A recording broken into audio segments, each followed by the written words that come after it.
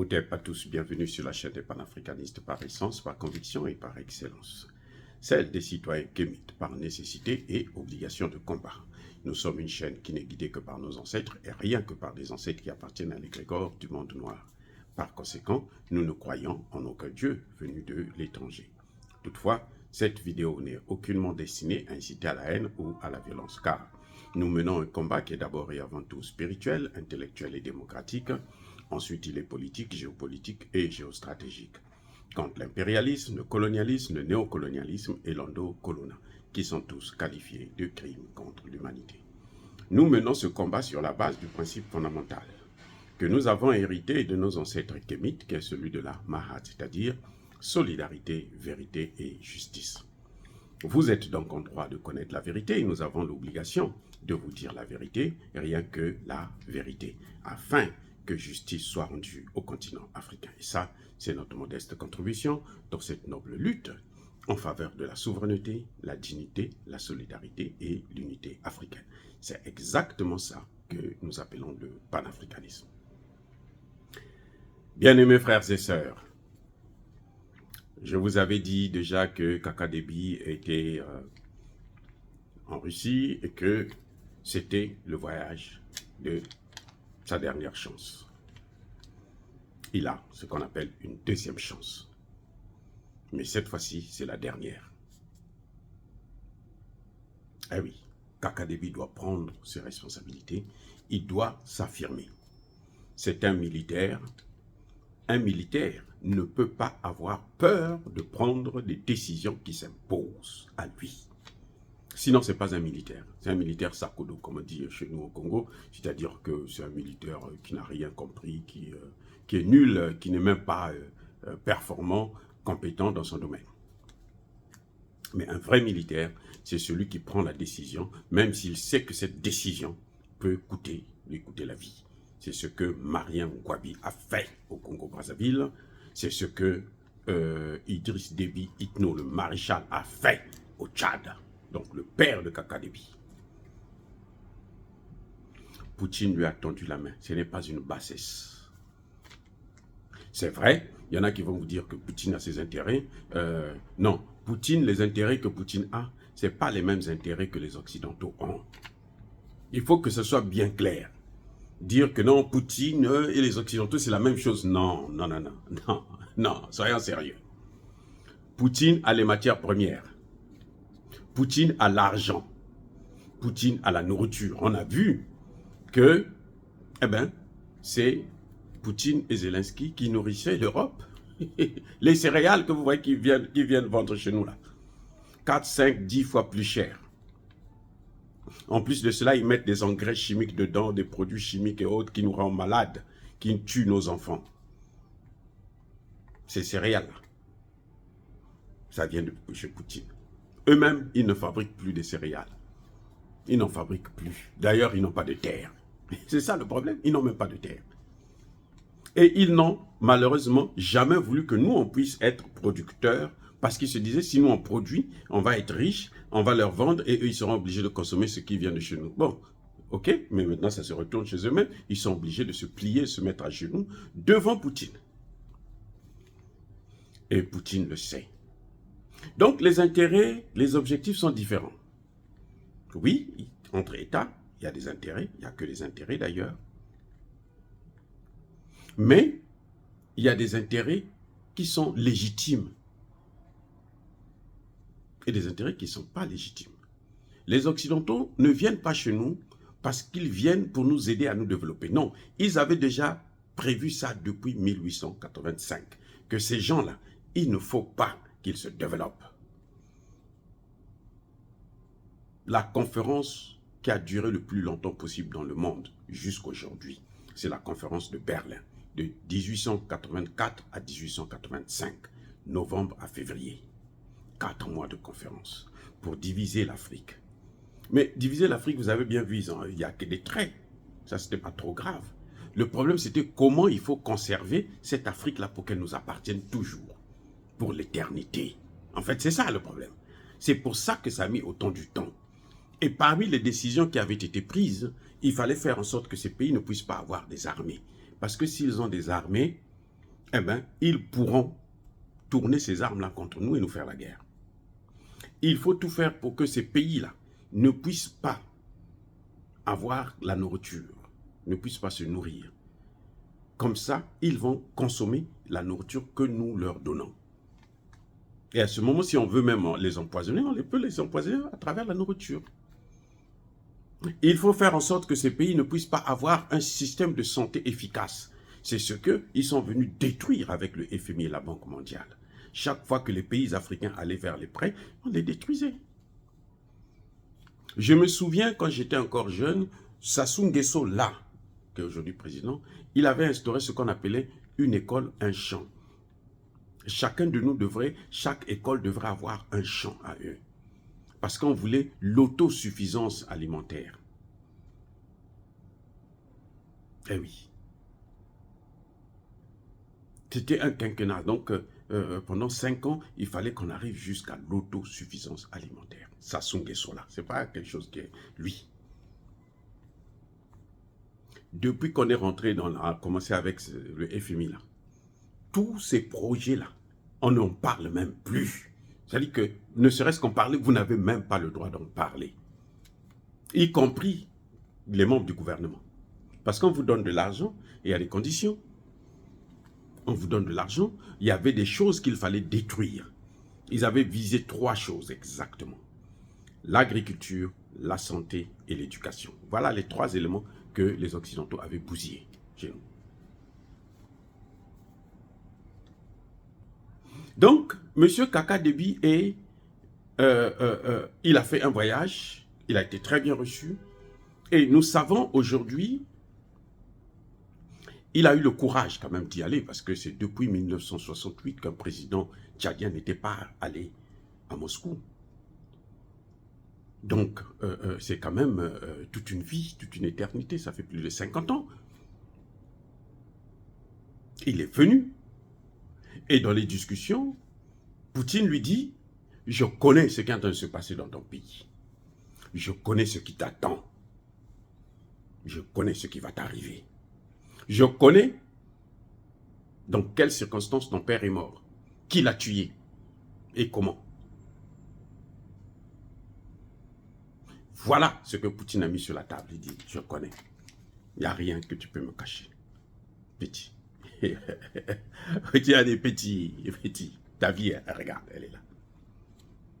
Tu vois Erdogan, là, c'est moi qui l'ai sauvé. Si moi, je n'avais pas dit à Erdogan, écoute, retire-toi. Fais attention, il y aura un coup d'État qui est en train de venir. Prends tes dispositions. Erdogan ne serait plus là, au pouvoir. Ou il serait peut-être même mort. Poutine lui dit, tu vois Assad, là, en Syrie, si ce n'était pas à cause de moi, il ne serait plus président. Tu vois le fils de Kadhafi, le père a été tué parce que le père ne m'écoutait pas. Et d'ailleurs, moi, je n'étais même pas au pouvoir. Oui. Poutine n'était pas au pouvoir. C'était Medvedev qui était au pouvoir. Mais quand même, quand on l'informait que voilà ce qui est en train d'arriver, il ne voulait plus nous écouter. Il suivait les mêmes occidentaux que toi, tu es en train de suivre. Poutine a été clair. Ça dit que la diplomatie, c'est ça. Il ne peut pas être plus clair que ça. Si Kaka Déby n'a pas compris, bon, ça c'est son problème. Mais Poutine lui a dit, regarde. Et voici les preuves. Maintenant, Poutine lui dit aussi, il faut le savoir. Tu es entouré là. Le Centrafrique, je suis là. Le Niger, je suis là. Le Soudan, je suis là. La Libye, je suis là. Le Cameroun, je suis là. Moi, je ne suis pas là pour te faire du mal. Ou faire du mal à ton peuple. Non. Moi, j'ai affaire à ceux qui veulent te faire du mal et faire du mal à ton peuple en même temps. Poutine le sait. Vous croyez qu'ils ont mis Succès Masra là, c'est pourquoi? C'est pour être le paillasson de Kaka Déby? Mais quand même, soyez sérieux. Ils ont mis Succès Masra là, pour le préparer à prendre le pouvoir, pour faire un coup d'État. Kaka Déby que vous voyez là, et plutôt Succès Masra que vous voyez là, il est là, c'est pour ça.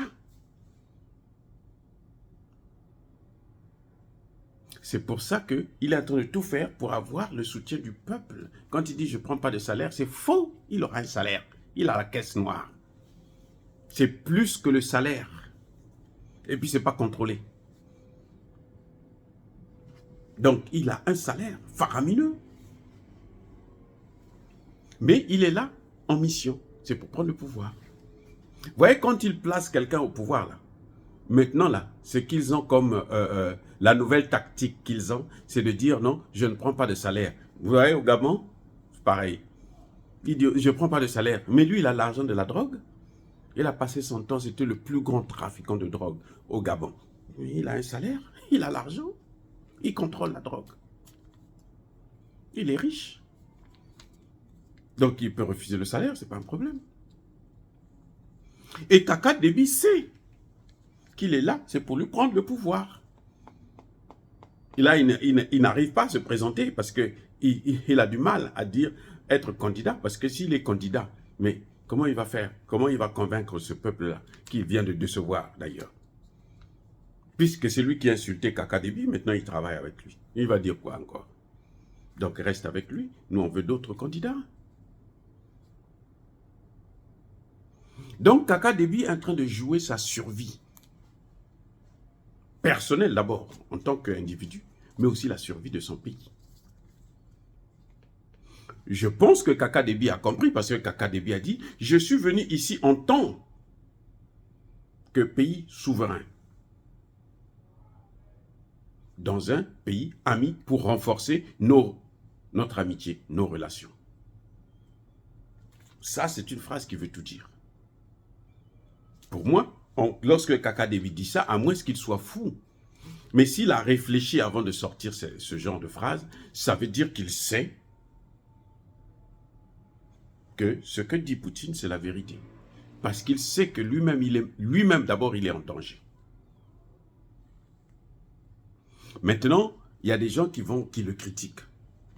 Vous savez, je critique tout le monde, d'ailleurs. Je me critique même moi-même. Bon, c'est un problème que j'ai. Mais quand je vois que c'est bien, j'acclame. En tout cas, vous avez vu, dernièrement, j'ai critiqué Touadéra parce que, bon, il est allé prendre une société de mercenaires américains, mais quand son conseiller nous a annoncé qu'il y aura une base militaire, j'ai même demandé des excuses. J'ai dit, Monsieur le Président, pardonnez, oubliez ça, parce que c'est pas normal. Bref, donc, il y a des moments où je critique Kaka Déby, mais dans cette affaire-là, je dis non, Kaka Déby a bien fait.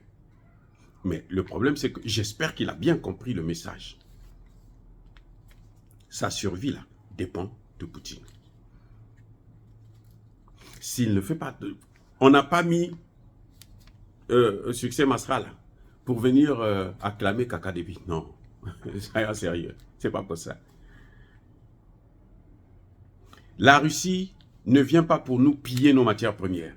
La Russie sait que si les Américains, les Français, les Anglais et les autres arrivent à continuer la guerre en Ukraine, et ça risque de continuer encore pendant longtemps, et ça va même toucher d'autres pays limitrophes de la Russie, c'est parce qu'ils ont les matières premières qui viennent d'Afrique. C'est des matières premières qu'ils trouvent gratos. Donc, pour la Russie, s'il faut faire la guerre contre ces gens-là, il faut qu'elle leur coupe les sources d'approvisionnement. Et donc, il faut que la Russie frappe en Afrique. Mais nous, notre intérêt, justement, c'est de se protéger parce que eux, quand ils viennent prendre chez nous et quand vous n'êtes pas content, ils vous frappent, ils vous tuent. Kaka Déby connaît très bien que son père a été tué, assassiné par les Français. Ce qu'ils disent qu'il a été au combat, c'est faux, archi faux. Ceux qui l'ont assassiné, il y a eu de la complicité de certains Tchadiens, mais ce sont les Occidentaux eux-mêmes qui l'ont fait. Ce sont eux qui l'ont tué. Kaka Déby le sait. S'il ne le sait pas, c'est qu'il n'est pas un général d'armée. C'est qu'il ne vaut rien du tout. Mais s'il vaut quelque chose, il sait ce qu'il se passe. Et comme il sait que lui aussi, il est sur la même liste. Il ne suffit pas de recevoir tous les militaires français. Non, Kaka Déby a refusé de céder son sol à la France pour faire la guerre au Niger. Eh oui, vous vous souvenez, les premières sorties du Premier ministre Lamine Zeyn, c'était au Tchad, pour aller avoir l'assurance que le Tchad ne va pas se lancer en guerre, ne va pas les aider à faire la guerre contre leurs frères. Et Kaka Déby leur a assuré, et on a vu, ils n'ont pas pu. C'est vrai qu'ils sont partis là-bas, qu'ils sont là, parce qu'ils veulent rester là-bas, mais tant pis, de toutes les façons, ils sont maintenant encerclés, là. Ils sont encerclés au Soudan, en Libye, au Centrafrique et au Niger. Maintenant, il y a un autre aspect aussi que Kaka Déby devrait comprendre. Mais les rebelles, le quartier général des rebelles, c'est où? Leur base arrière, c'est où? C'est en Libye. Mais qui contrôle la Libye? Mais c'est bien les hommes de Poutine. Poutine peut arrêter la rébellion. Si Kaka Déby ne comprend pas ça, c'est qu'il a de gros problèmes mentaux. Et oui, c'est sa dernière chance là. Donc maintenant, c'est à lui de comprendre que non, il faut qu'il s'allie avec eux. Prendre des mesures de sécurité. Il y a des gens qui disent non, il n'y a aucun accord qui a été signé. Écoutez, les accords là, ça ne se signe pas n'importe comment. Le Tchad a déjà des accords avec la Russie, des accords militaires. Il faut seulement les activer. Ils ont déjà des accords militaires. Bien sûr. Le matériel qu'ils utilisent, c'est quoi? Vous croyez que le matériel qu'ils utilisent, c'est le matériel français ou américain? Vous avez déjà vu des F-16 là-bas? Oh. Même la RDC, là, qui ne parle pas, qui ne va jamais en Russie, là, Tshisekedi qui est en train de faire la frimée, montrer que non, lui, il est le vrai ami des Occidentaux. Mais les Sukhoi, là, c'est quoi? C'est pas les avions russes? Oh, que je savais pas. Hein. Peut-être que c'est fabriqué au Congo. Bref, Kaka Déby sait que pour arrêter les rebelles, pour que la rébellion là s'arrête, le secret est dans les mains des Russes. Et les Russes peuvent arrêter ça. Eh oui. Et donc, c'est à lui maintenant, les cartes sont dans ses mains. Mais je pense qu'il a compris. Je pense, personnellement, je pense qu'il a compris. Et je suis sûr que quelque chose doit être fait. Et c'est tellement sensible qu'aujourd'hui, si Kaka Déby dit non, mais nous avons parlé de la sécurité avec Poutine, aïe, son avion là, ne va pas atterrir à N'Djamena. Oubliez ça, les Français vont tout faire. Mais le fait d'être parti, vous allez voir maintenant comment Kaka Déby comment il va changer. Comment il va commencer à prendre des positions. N'oubliez pas, il y a un autre paramètre que beaucoup de gens n'ont jamais vu. Mais Kaka Déby est soutenu par les pays de la CEMAC. Oh, je reprends. Kaka Déby est soutenu par les pays de la CEMAC. Par Paul Biya, par Sassou Nguesso, par Obiang Nguema, par Touadéra. En tout cas, les trois là. Et les trois, deux étaient au sommet Russie-Afrique, l'autre, le troisième, est parti tout de suite après. Et le troisième a même invité Poutine pour venir en Afrique, en Guinée, au Obiang Nguema. Donc, ces gens-là, ils ont déjà préparé le terrain pour qui? Pour Kaka Déby. Ils savent qu'ils ne peuvent pas faire confiance à Masra. Ils ne le connaissent pas. Non. Donc, ces gens-là, ils lui ont donné le quitus. Ils lui ont dit, petit, si tu veux réussir, là, va. Et voilà ce que tu dois faire. Parce qu'eux, ils sont fatigués, ils sont finis. Ils sont à la fin de leur carrière. Ils sont dans la courbe descendante. À n'importe quel moment, on peut apprendre qu'ils sont morts et tout, machin, tout ça là. Donc, mais il faut qu'ils laissent quelque chose. Et moi, je suis sûr que Kaka Déby a eu le soutien de ses pairs. Il a eu le soutien de ses pairs. Et quand tu as ce soutien-là, spirituellement seulement, c'est très important. C'est très important. À lui de jouer. Oh, bien aimés frères et sœurs, encore une fois de plus, soyez bénis, abondamment bénis par le Dieu des Kémites et par nos ancêtres angélisés. Mais que tous ceux qui persécutent le continent africain, le pillent et le déstabilisent, qu'ils soient noirs, blancs, chinois, arabes, juifs, indiens ou qui qu'ils soient punis, maudits, foudroyés, neutralisés, écrasés, effacés par le Dieu des Kémites et par nos ancêtres angélisés. Vive l'Afrique éternelle, j'ai dit et j'assume.